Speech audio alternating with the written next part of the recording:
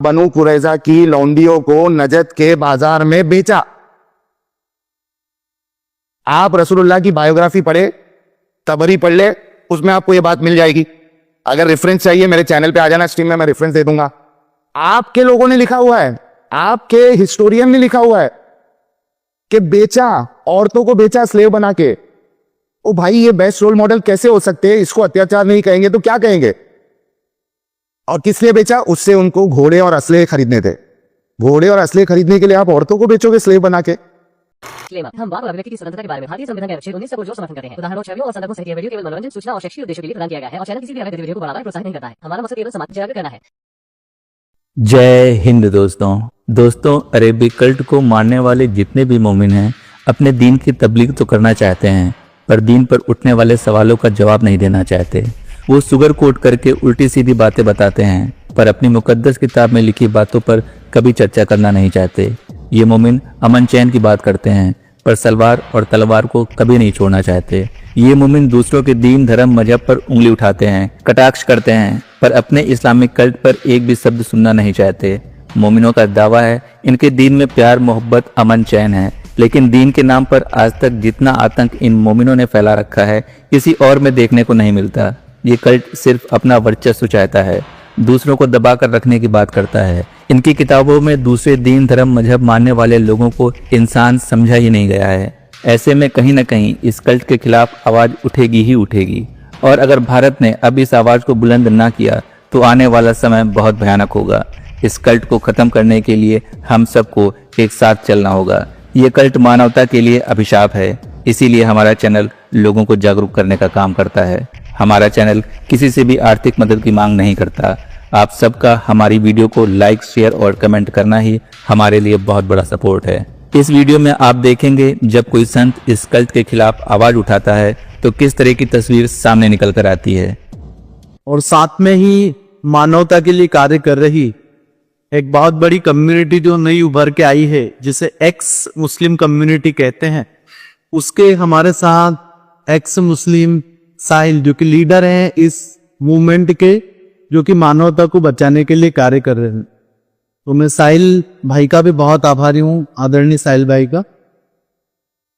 जी, आप लोग ऐसी चर्चा करें जिससे समाज को हमारा थोड़ा लाभ मिल पाए। जी जी, जय हिंद, आदाब, सलाम, प्रणाम, नमस्ते, सत श्री अकाल।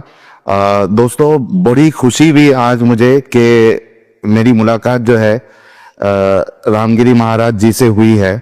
मैं अपने आप को खुशनसीब समझता हूँ इस मामले में, और आपको तो अच्छे से पता है कि पूरा मामला क्या हुआ है। जो महाराज जी ने हमारे प्यारे उसवतुन हसना, जो कि बेस्ट रोल मॉडल है, बेहतरीन नमूना है, उनके बारे में कुछ बातें बता दी थी, जिससे सारी जगह पे बवाल मच गया। और इतना बवाल मचाया गया, इतना बवाल मचाया गया, उसकी वजह यह है, और मैं ये हमेशा अपनी वीडियोस में, अपनी स्ट्रीम में ये बात कहता हूं मैं, कि हमारे प्यारे मोमिन भाइयों को बड़ी आसानी से गुस्ताखी के नाम पे सड़कों पे लाया जा सकता है। क्योंकि इस्लाम की बात जब होगी तो हमारे मोमिन हजरात पूरे के पूरे दिमागी अपंगता से काम लेते हैं। ये बात हम सबको पता है, और ये मैं हर बार कहता जाता हूं। तो गुस्ताखी के नाम पे जो है वो लोगों को सड़कों पे उतारा गया, और महाराज जी, रामगिरी महाराज जी का सर तन से जुदा, और ऐसे नारे लगाए गए। तो बात यह है कि जिस गुस्ताखी का इल्जाम आप लगा रहे हैं, तो क्या वो गुस्ताखी है भी या नहीं है? सबसे पहला तो सवाल यही उठता है, क्योंकि इस्लाम में गुस्ताखी की कोई परिभाषा ही नहीं है। आप किसको गुस्ताखी समझेंगे? अगर आप मोहम्मद साहब को साहब ना लगाओ तो बहुत से लोगों के नजदीक वो भी गुस्ताखी है। तो गुस्ताखी का पैमाना क्या है? और इसके अलावा जो महाराज जी ने जो बात बताई थी रसूलुल्लाह के बारे में, तो वो तो मुसलमानों की, इस्लाम की किताबों में लिखी हुई है, और ऐसी किताबों में लिखी हुई है जिनको आप ऑथेंटिक मानते हो। बुखारी में लिखी हुई है, मुस्लिम में लिखी हुई है, यानी हदीसों की कई सारी किताबों में आपको ये बात मिल जाएगी जो कि महाराज ने कही थी। महाराज ने क्या कहा था कि इनके जो उसवतुन हसना है, रोल मॉडल है, बेहतरीन नमूना है, उन्होंने 55 साल की उम्र में एक 9 साल की बच्ची के साथ 6 साल में निकाह किया और 9 साल में उनके साथ हम बिस्तरी की, रुखसती की। तो इस पे गुस्ताखी कहां से हो गई? ये बात तो खुद हदीसों की किताब में लिखा है और खुद छोटी अम्मी आयशा ये बात बताती है कि मैं जब 6 साल की थी रसूलुल्लाह ने मुझसे निकाह किया और मैं जब 9 साल की हुई तो मेरे साथ हम बिस्तरी की, रुखसती की। अच्छा, यहां तक नहीं रुकती अम्मी आयशा। अम्मी आयशा कहती है कि मैं तो गुड़िया से खेलती थी, मैं झूलों में खेलती थी। बताना क्या चाह रही थी अम्मी आयशा? अम्मी आयशा बताना ये चाह रही थी कि मेरे साथ जो शादी की गई वो आम शादी नहीं है, मेरा बचपना मारा गया, क्यों मैं तो गुड़िया से खेल रही थी। मैं मोमिन हजरात से कहना चाहूंगा कि उनकी जो बाकी शादियां हुई है, बेस्ट रोल मॉडल की, उसवतुन हसना की, बेहतरीन नमूना की, क्या दूसरी बीवियों ने अपनी एज बताई कि मेरी जब शादी हुई रसूलुल्लाह से निकाह हुआ तो मेरी इतनी उम्र थी? किसी ने बताई? किसी ने नहीं बताया। तो सिर्फ अम्मी आयशा क्यों बता रही है? उसकी वजह यह थी कि अम्मी आयशा बताना चाहती थी सारे लोगों को कि मेरे ऊपर जुल्म हुआ है, मेरा बचपना मार दिया गया है। 6 साल क्या होता है? एक 53 साल का इंसान 6 साल की बच्ची के साथ शादी कर रहा है और जब वो 55 साल के है रसूलुल्लाह, अम्मी आयशा 9 साल की है, मात्र 9 साल। तो यही तो बताना चाह रही थी आप लोगों को कि मैं गुड़िया से खेलती थी, मैं झूलों में खेलती थी, जब मेरी रुखसती का दिन था मुझे ये पता ही नहीं था मेरे साथ क्या हो रहा है।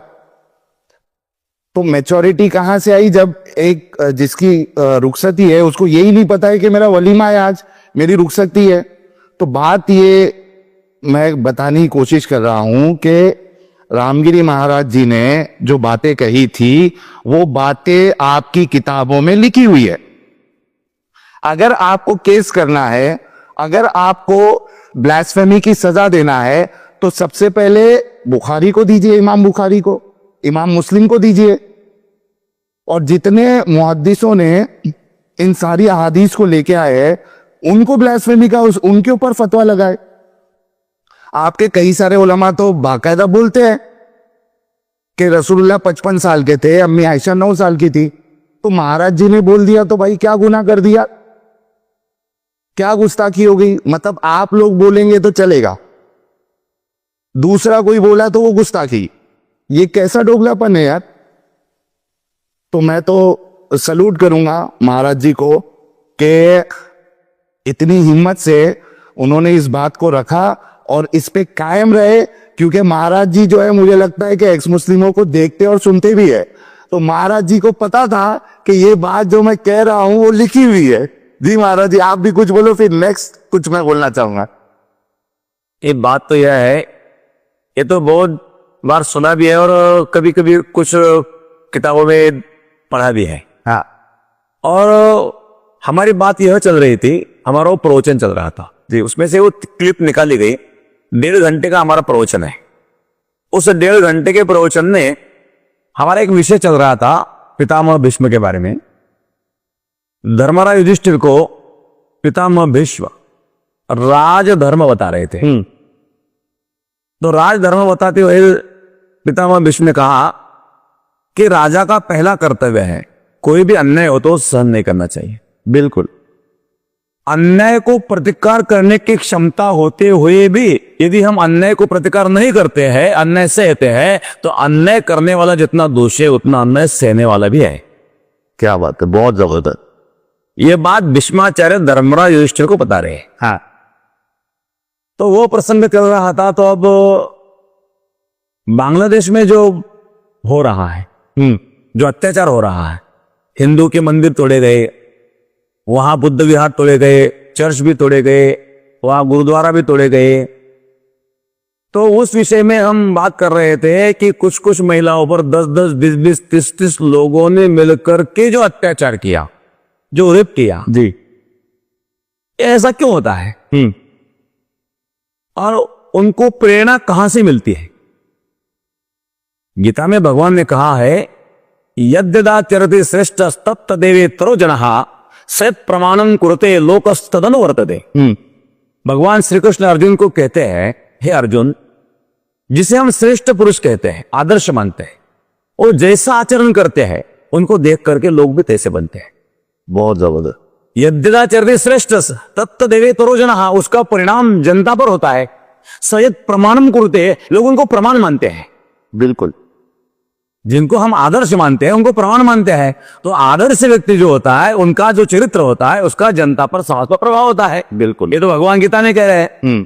तो फिर इन लोगों को कहां से ये प्रेरणा मिलती है? जहां से प्रेरणा मिलती है, जिनको प्रेरक मानते हैं, जिनको अपना आदर्श मानते हैं, वही व्यक्ति जो है, वह व्यक्ति यदि 50 साल की उम्र में 6 साल के बच्चे से शादी करता है तो उनका परिणाम क्या होगा? यही होगा।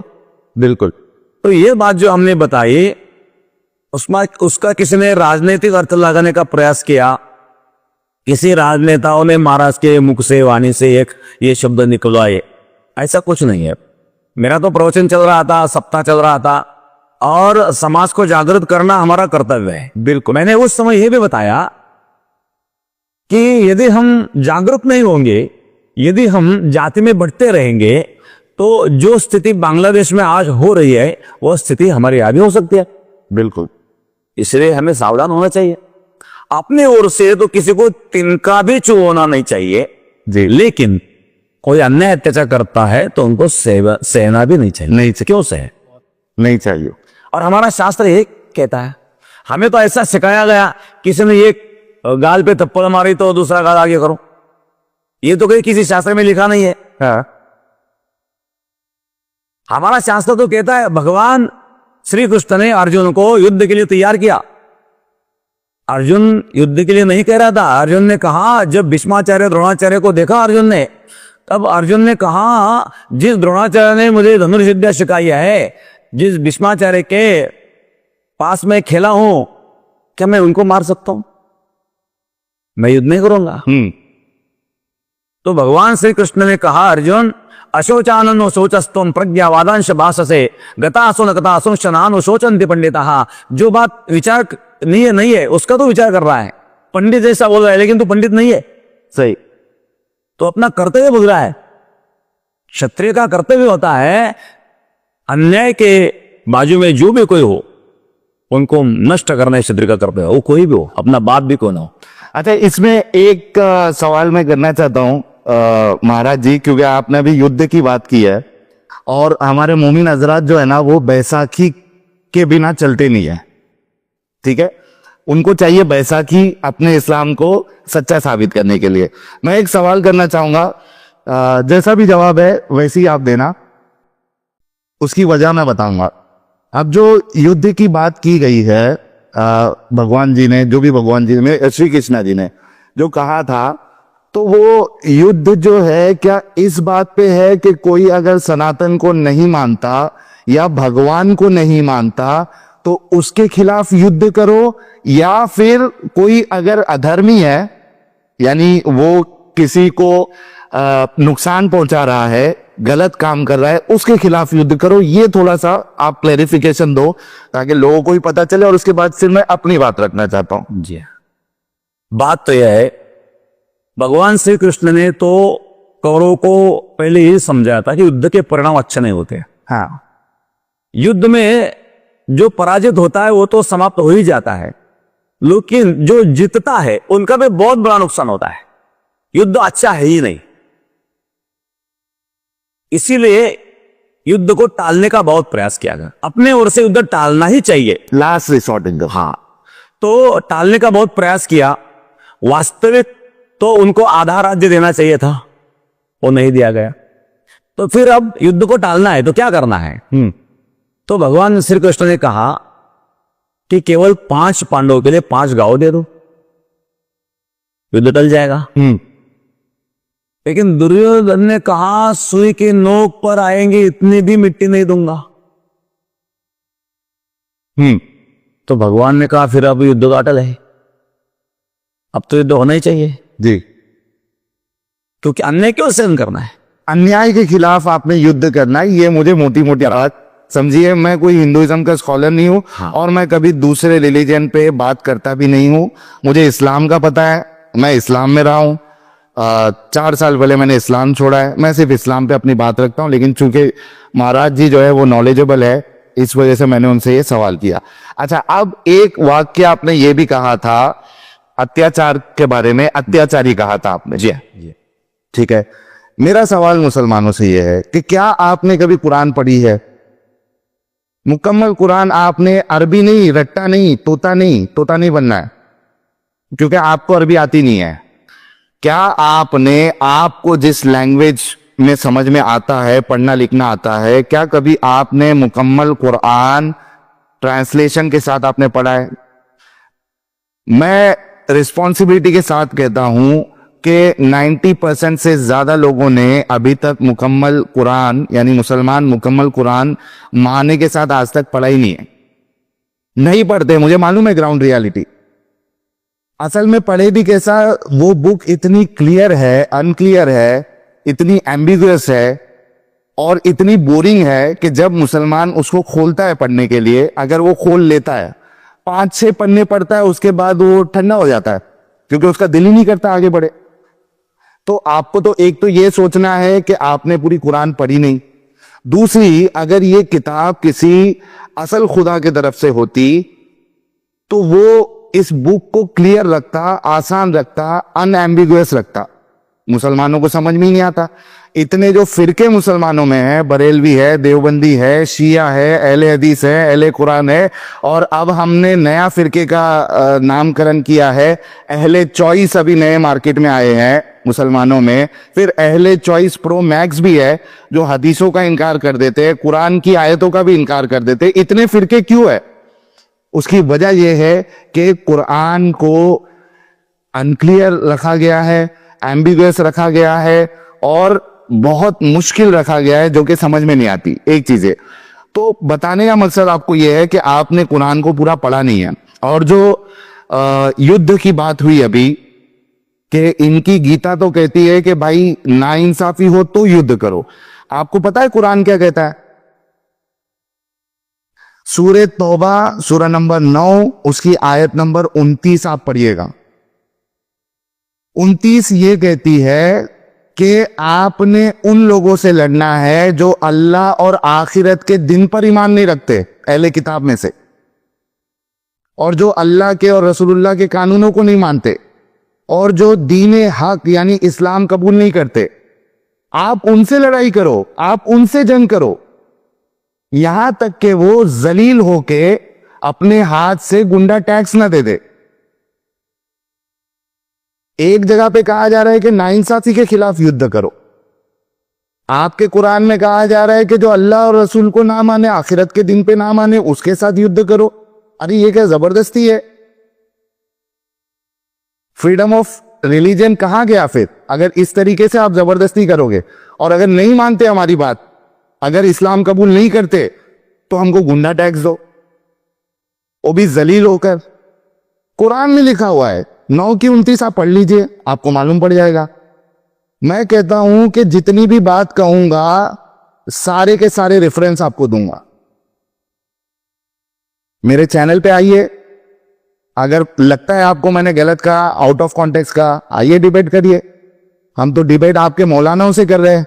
बिल्कुल, और जो भी मौलाना आएगा उसे 5 किलो आटा हमारा भट्ट की तरफ से दिया जाएगा, वो पूरे महीने का राशन भी देंगे, तो चावल की लाइन में भी नहीं लग रहा जी। अच्छा, इसमें अब इसको अत्याचार नहीं कहेंगे तो क्या कहेंगे? बुखारी की हदीस है, रसूलुल्लाह कहते हैं मुझे लड़ाई करने का हुक्म दिया गया है जब तक के सामने वाला ला इलाहा इल्लल्लाह ना कह दे। बुखारी की हदीस है, कहते हैं कि मुझे लड़ाई करने का हुक्म दिया गया है, अल्लाह ने मुझे लड़ाई करने का हुक्म दिया गया। तो भाई रहमतल लिल आलमीन कैसे हुए? लोगों के लिए रहमत कैसे हुए? जिसको लड़ाई करने के लिए भेजा गया है, वो रहमत कैसे हो सकता है? और कहा कि जो ला इलाहा इल्लल्लाह कहेगा उसकी जानो माल हमसे हिफाजत में रहेगी। जो ला इलाहा इल्लल्लाह नहीं कहेगा, फिर उसकी ना जान हमसे उसकी कोई हिफाजत होगी, ना माल उनका कोई हिफाजत होगा। तो इसको अत्याचार नहीं कहेंगे तो क्या कहेंगे? महाराज जी ने क्या गलत बताया? तुम्हारी किताबों में लिखा हुआ है।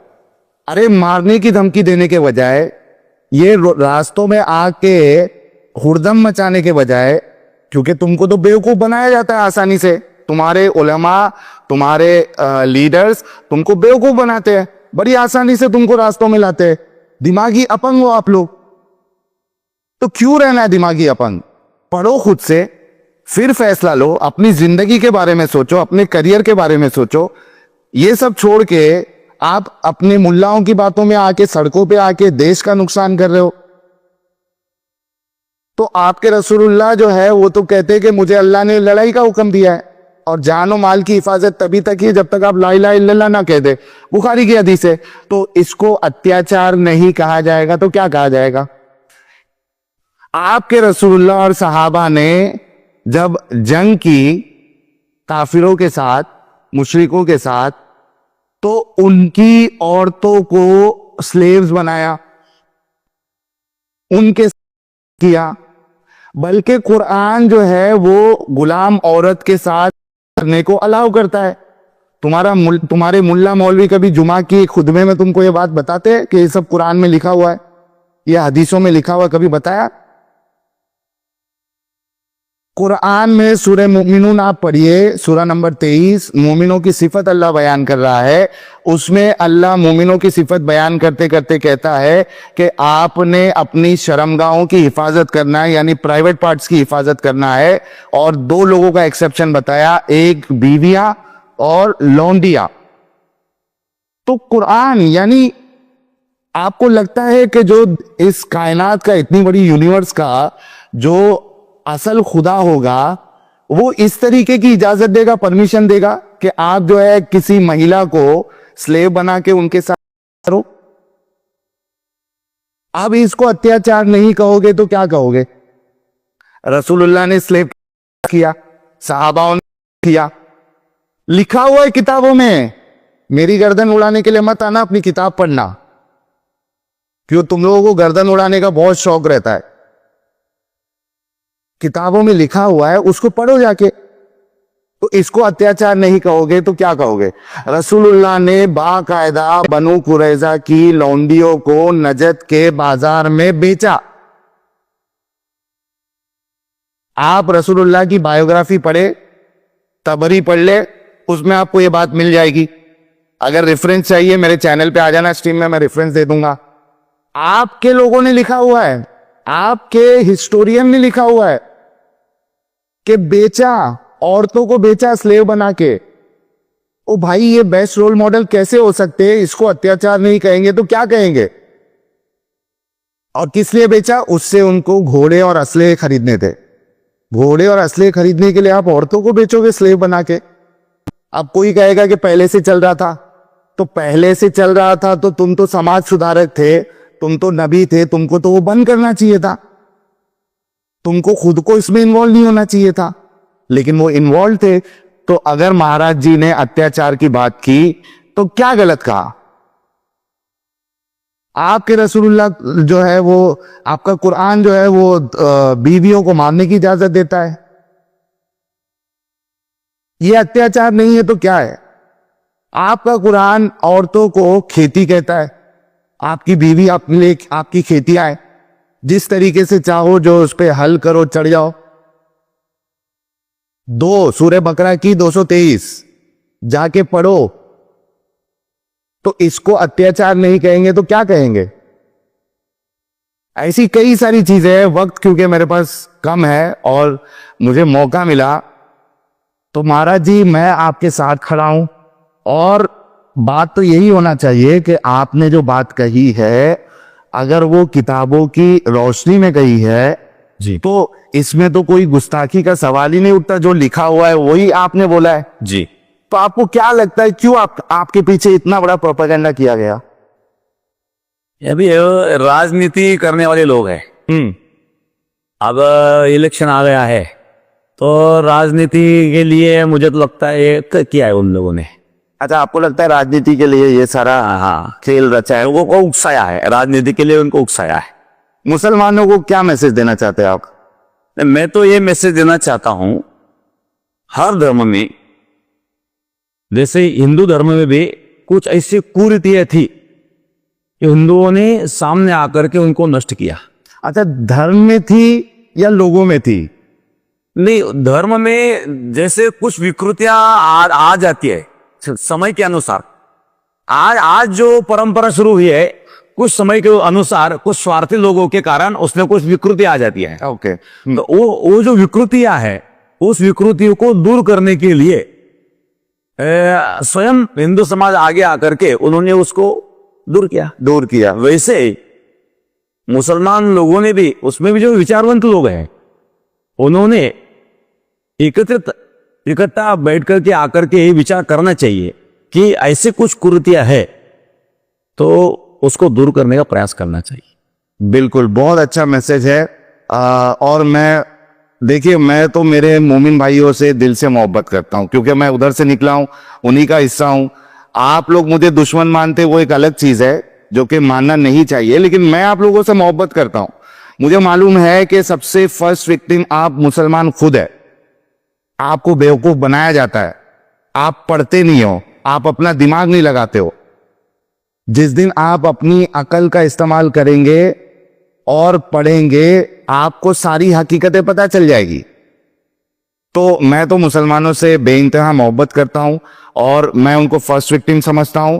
मेरी दरख्वास्त बस यही है कि अपने मुल्ला मौलवियों की बातों पर आंख बंद करके भरोसा ना करे, खुद कुरान पढ़े, खुद रसूलुल्लाह की जिंदगी पढ़े और उसके बाद फैसला ले कि क्या हम इस मजहब का हिस्सा रहना चाहते हैं, क्या हम ऐसे शख्स को बेहतरीन नमूना मान सकते हैं। खुद फैसला ले।